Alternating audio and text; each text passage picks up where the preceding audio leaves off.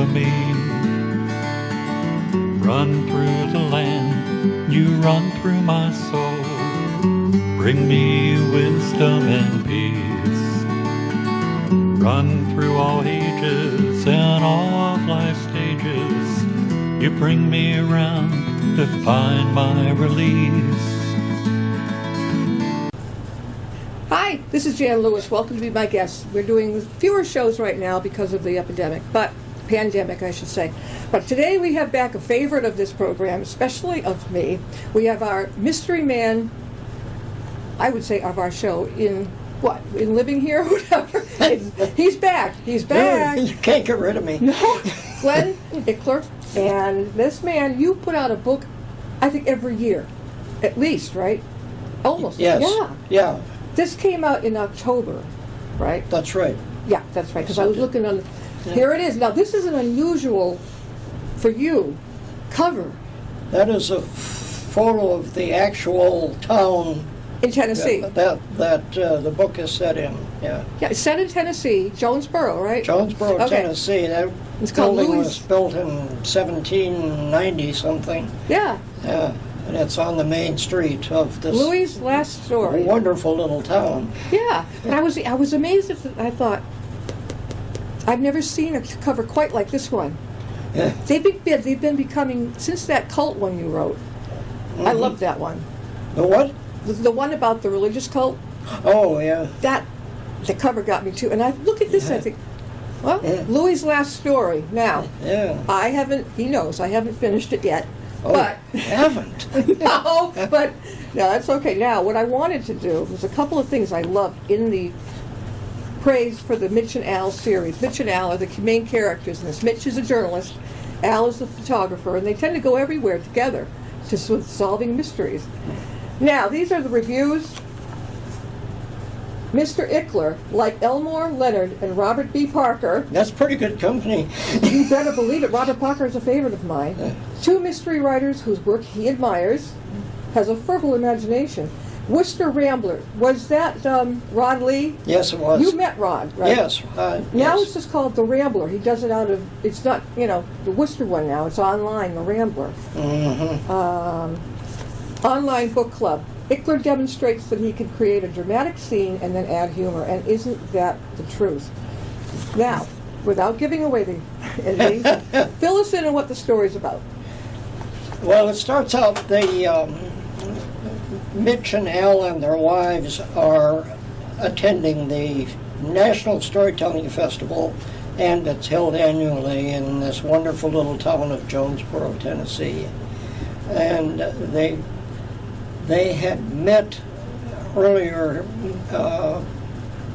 Mitch had done a feature story on an elderly, I hate that word, a young 82-year-old By today's storyteller standards, from Minnesota. Yeah. He did a feature on him for the paper, and he got this storyteller was going to be at the National and telling at the National, and he hyped the National so much that Al and Mitch and their wives decided to attend that year. So the book opens, they're having a Friday night party in the motorhome of this, his name is Louis Stein. Louis Stein. Louis Stein. He's 82 years old. He came to the United States at the tender age of 2 when his mother escaped with him from Germany at the start of World War II. They were Jewish, so they got out of there. His father never did make it out. But anyway, Louis tells them that he's got this great story he's going to tell Saturday afternoon, and that might even be worth, Mitch writing about. So they're the next day they're all sitting there in the tent. Yeah. These things are held in huge tents. You described the huge tent beautifully. 1,000 people sitting in these monstrous tents. Yeah. And they're sitting there in the tent listening to the storyteller, who's the head of Louis on the program, and they're waiting for Louis, and then Louis isn't showing up over in the bullpen area where the next writer comes in, or next teller comes in. And the guy who's on stage finishes his set, and he's on his way off, and he's met by the master of ceremonies at the edge of the stage, so Right, yeah. sent back on to fill in because she says something due to circumstances beyond our control. Yeah. Louis isn't going to be appearing this afternoon. And they bring in the guy that was on before him. Yeah, Come on back. and bring him in, and of course, Mitch and Al and Carol and Martha are all concerned. What are these circumstances? And Yeah. so they slide out and dash over to where his motorhome is, and find it's surrounded by yellow police tape, and there's cops all over the place. And they go up to see what's going on, and Al always has the camera around his Yeah, neck. yeah. And he went in, and he saw... the cop's photographer is off on Yeah, some accident scene 50 miles away. right. So they ask Al to come in and shoot the pictures, and comes back out saying it's a horrible scene. He was sick, like- Louis his throat's been cut and his tongue was cut out. Yeah. It's Gruesome. yes. So this is the start. Now we have to find out who did it. Who did it? Now, the Yeah. cast of characters. Okay, there's the son who, they're basically estranged, but he was seeing him that night at the party. Yeah. He's nowhere knows where he is. He's gone. He's missing. There was somebody else that seemed a little... I suspect, don't tell me, but the guy that Mitch and Al ran into who was packing to leave the next day. Yeah. I'm wondering, why is he leaving so soon? I guess he had somewhere else he had to go. Yeah, he had a booking in up the lines, halfway between Minnesota and Kentucky. And there.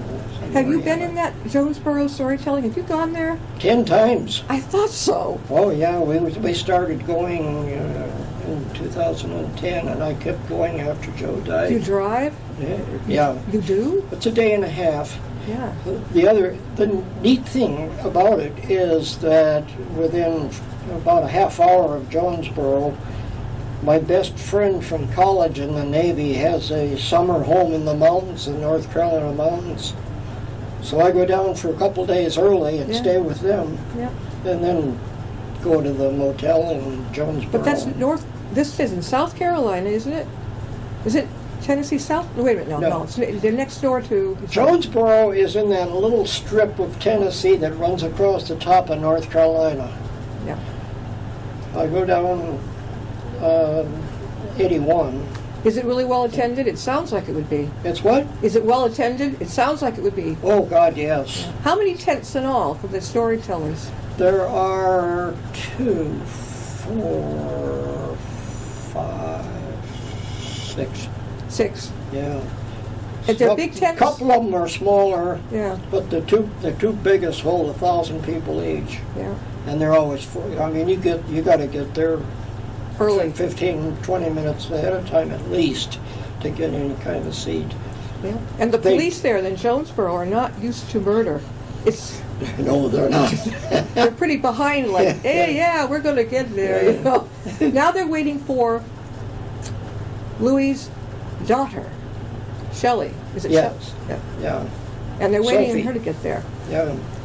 Yeah, Louis is divorced. His wife got tired of, she was a little older, and she got tired, and in health not so good. She got tired of traipsing around the country with him, all, here and there, never being home, always in the motor home and going all over. And so she asked him if he would just cut back, and he refused. No, she gave him a choice, right? She gave him a choice. Either me or you're and traveling. He figured she was bluffing, so he kept going, and she divorced him.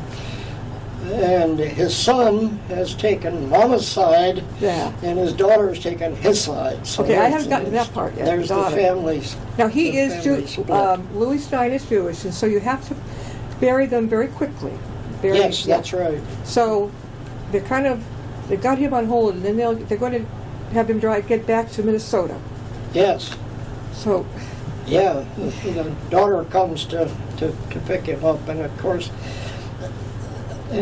the autopsy. I haven't gotten there yet. I Yeah, don't know. I don't know what it is, But but the autopsy is taking time, and she's yeah. very antsy I'm at the point where to get Al her. and Mitch and Carol, are Carol and Marcia there?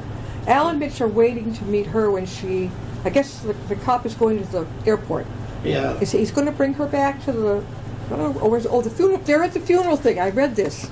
And yeah, they kind of inch their way, Mitch, over to where they can talk with the funeral directors, the people in charge of it. Uh-huh. That's where I am now. Oh, okay. Okay, that's where I am. I haven't gotten to the point yet. Hey. Where do you get this kind of idea? You come up, it's very true, you've got a white imagination. Where do you come up? Does it just come to you?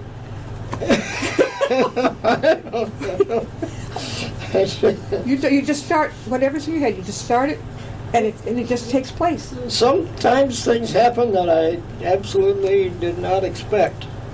Yeah, I could have Like the one book that I'm working on now, yeah.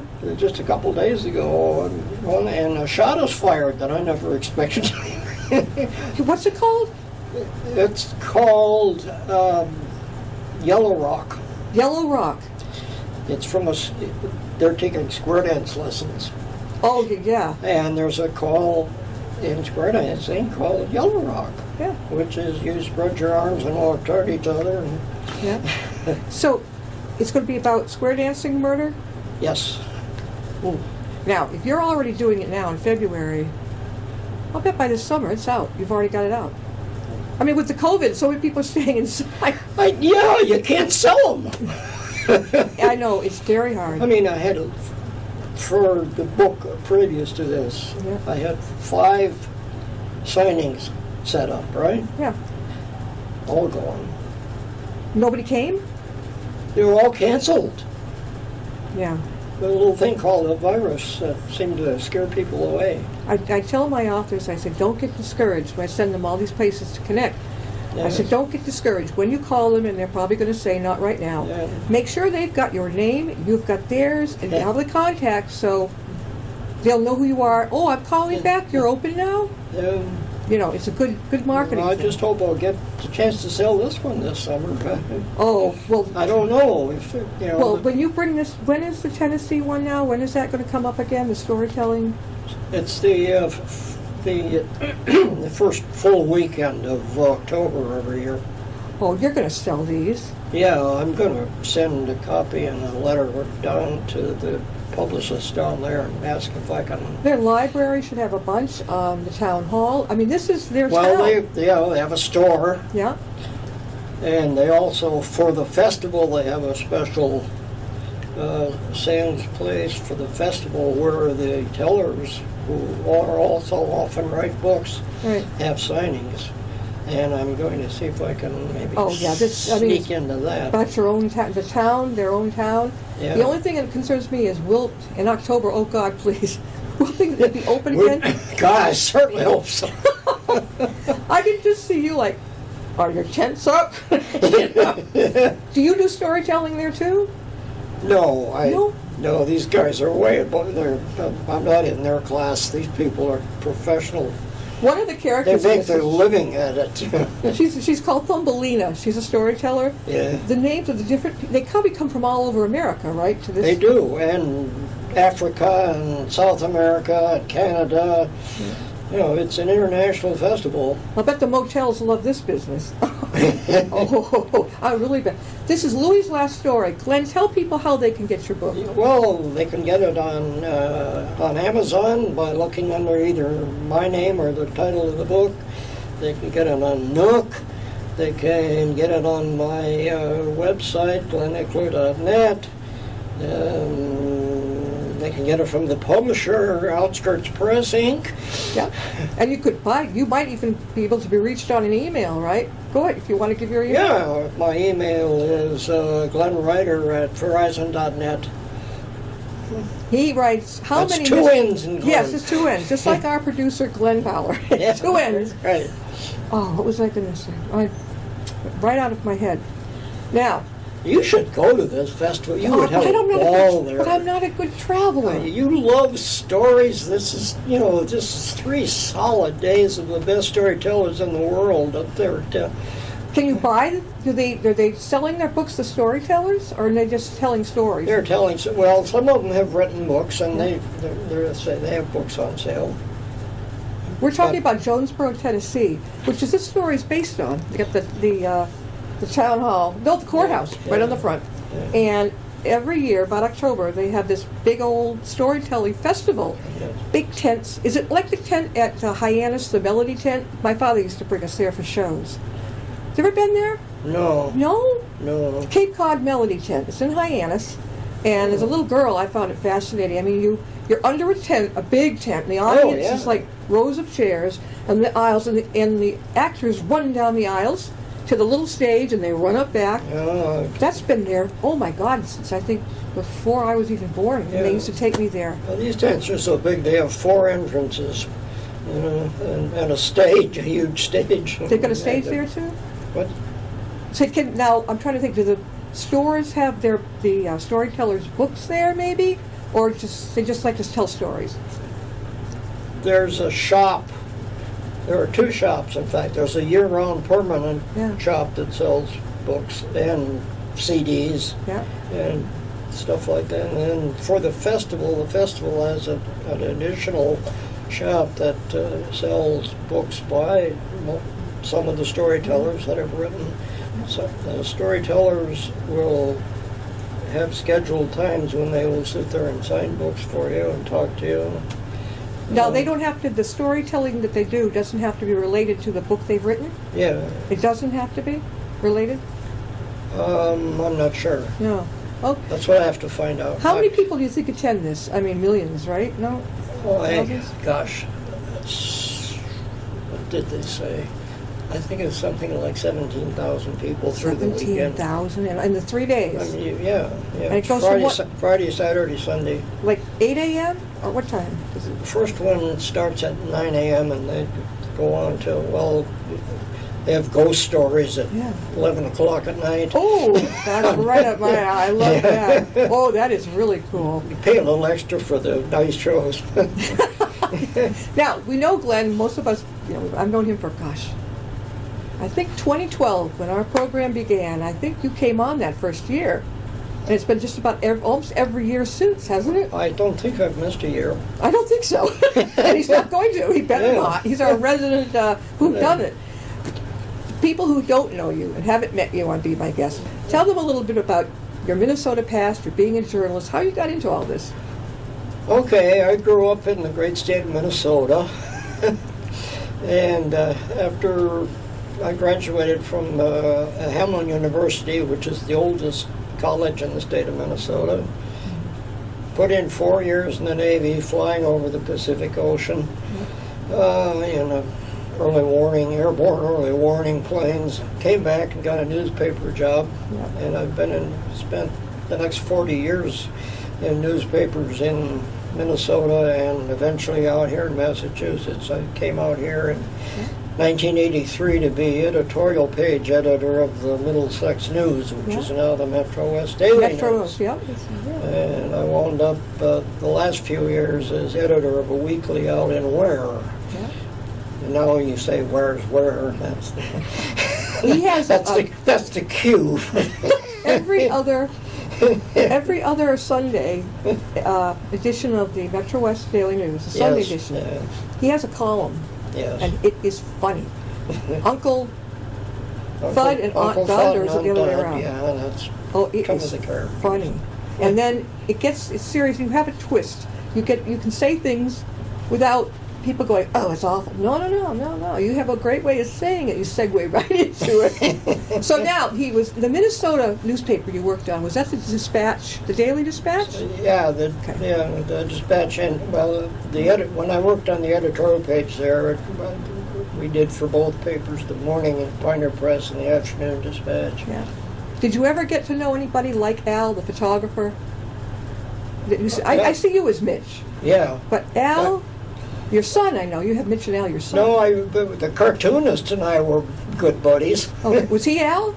No. Well, but Al, Al is a sort of a combination of 2 or 3 photographers who I knew there. Right. That's cool.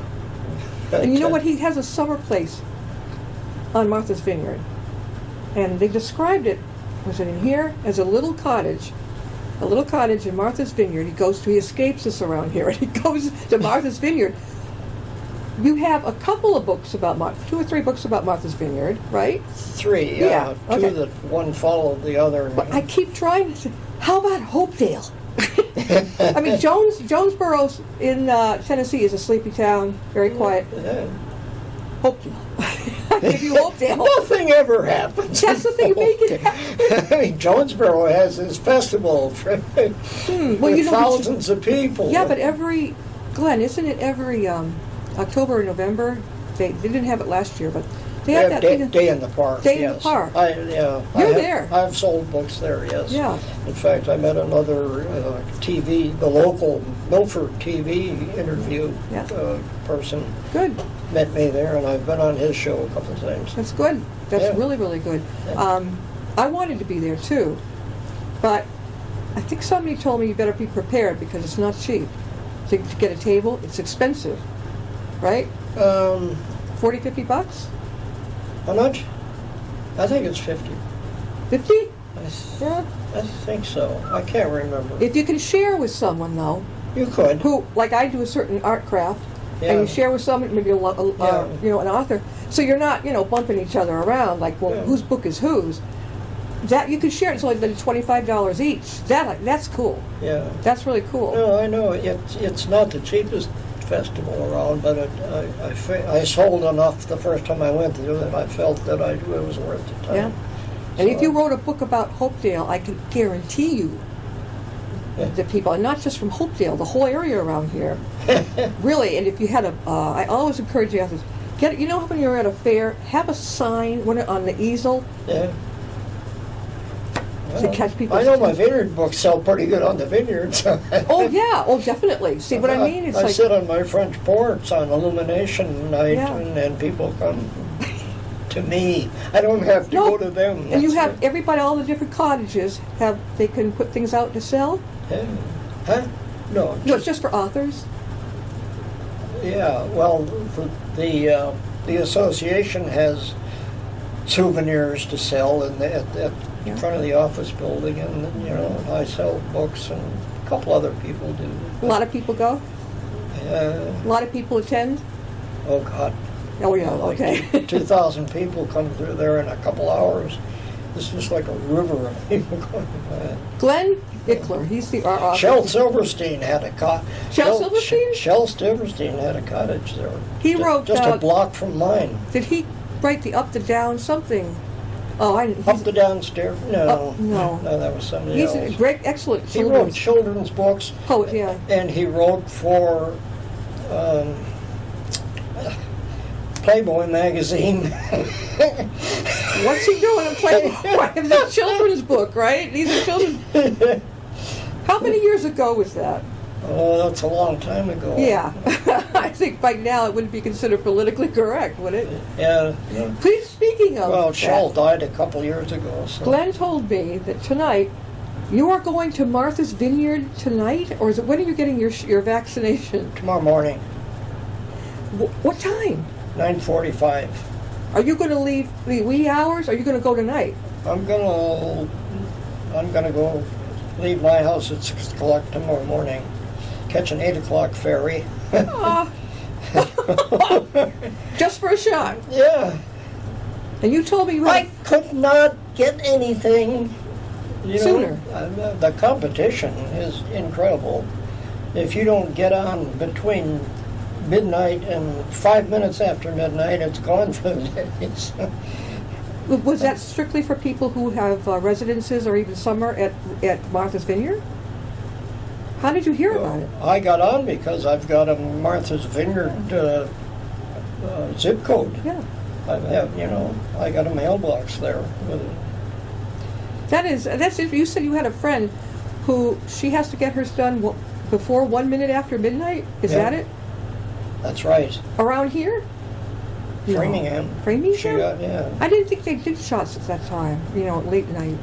Well, that's when she got her reservation. Oh, okay. When I don't know, shots are I don't know what time she's getting her shot or what. It's next week sometime. But, We've gone from his whodunit, Louis' last story, and it is his last story. We've gone from that to our Yes, vaccination poor, shots. Yeah, poor Louis, with his tongue missing, doesn't get to tell any more stories. We are talking with Glenn Ickler, our resident whodunit, and is in the latest book, Louis' Last Story. Glenn, again, how can they reach you? Have you? No, they can reach me at Glenn Ryder at Verizon.net or on my website, glenickler.net. And you can buy books on Amazon and Nook. Yep. Now, maybe one of these days. And one of these days, I'll have on my website, I'll have a schedule of places where you can actually come and meet me, and I'll sign your book for you. Well, if the Hopedale has its annual day Yeah, in the Hopedale park, has its day in the park every September, I think it I is. wanted to be a part of it this Yeah. fall. I had my artwork done and everything, and then nope. Yeah, I had my reservation, and then we canceled that. Before we close, it's a really cool thing that Glenn is into: square dancing. Yes. Now they're not obviously not getting together for a while, right? Right. That's been since what, February? Yeah, well, we had the last dance that we had was in February. We canceled from everything from March till this coming August? May. Has Oh, been till May. Two New England annual New England festivals have been canceled now. Oh. So, So you're going to be up at the wee hours of tomorrow morning, make your trip out to Martha's Vineyard. yes. How long does it take you to get there? Well, it takes an hour and a half to get to the ferry. Yeah. The ferry's 45 minutes From Hyannis or Falmouth do you go? from Falmouth. Boy, I did not feel well on that ferry. Oh, no. What's that? I did not feel well on that ferry. Oh, you. Oh, oh yeah. I don't even notice the Oh, motion. I did. I have a... Unless it's really choppy, then. Yeah. Well, I did. I have a inner ears problem anyway, and it's like, I said, ooh, I don't feel well. And someone said, well, just look at the horizon. That made it worse. That made it worse. So I said, let's just go downstairs where I can't see anything. Yeah. I just kind of clung on, but I imagine a lot of people get even worse than that. Oh. Well, Glenn, he's got another one coming up, but if Yeah. you stop by the Upton Library when they're finally open to the public, go over to the dedicated authors section for local authors, and you'll catch Louis' last story, which I'm still in the midst of, and he's not going to tell me the end. So you're coming back with the next one, and it's called Yellow Road? Yellow Rock. Yellow Rock, okay, Yes. and it's going to be a real whodunit, right? And where does it take place again? Takes place in St. Paul. In Minnesota. In St. Paul, Minnesota. And where after these guys that, we've work. got to get him to write one about Hopedale. Really? Why not? Well, You live there. yeah, I know. I gotta get on him. Get a little whip out. Oh, all right. Well, we will see you next time when we get back again. And take care. Yeah.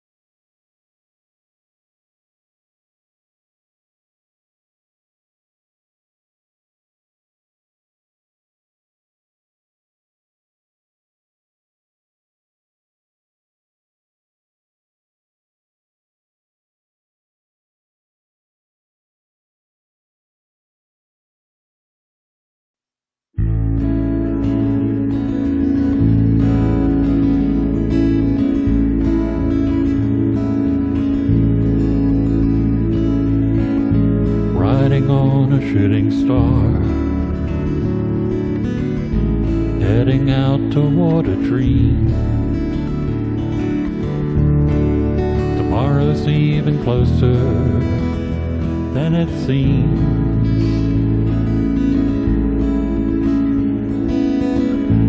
Moving through the cloudless sky, heading out toward the moon. I am dancing to the lunar tune.